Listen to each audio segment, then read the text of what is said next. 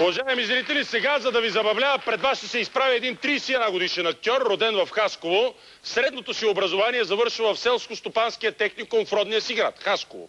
По-късно се дипломира в надвис като възпитаник на професор Димитрина Гюрова. Работил е в клуб Опера, а сега иска да работи при мен. Представям ви Георги Караджеков.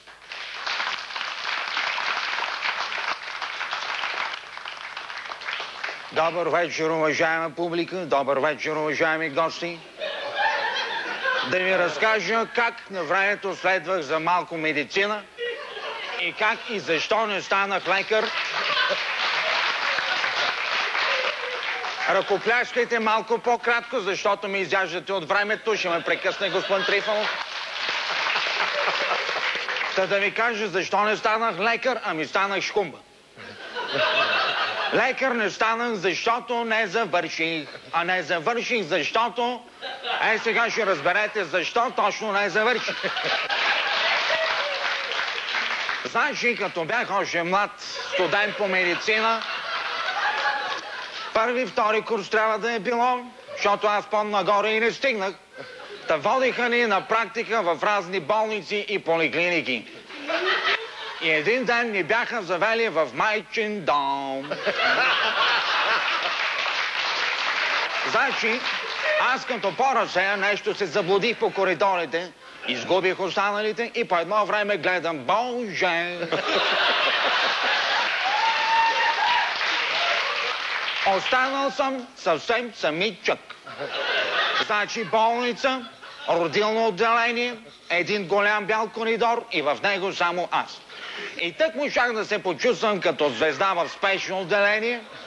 Изведнъж асансьорът спира на етажа, вратата се отваря и от него изкача някакъв мъж,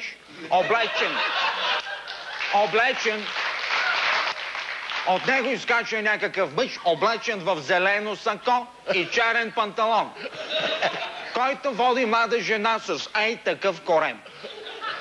Тя се оглежда задъхана, зърва ме и вика: „Докторе!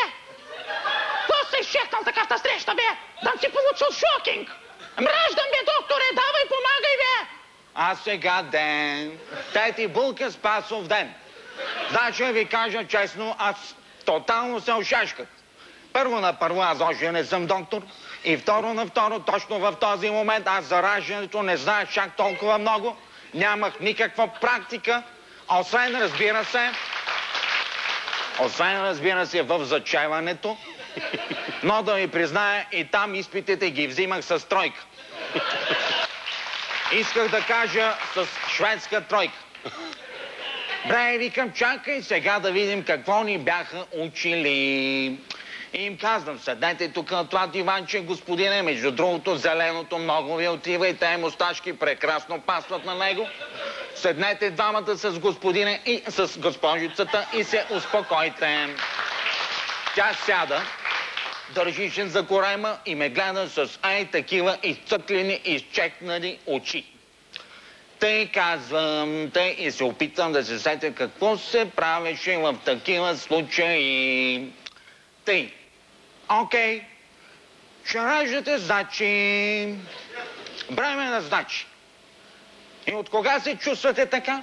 От колко време сте в това състояние? Как от колко е? 9 месеца е в това състояние, бе, докторе! Вика мъжът, дето я води с зеления, с черния панталон и с зеленото сако. Може да има отдолу зелен потник, нямам представа. И аз гледам, че нещо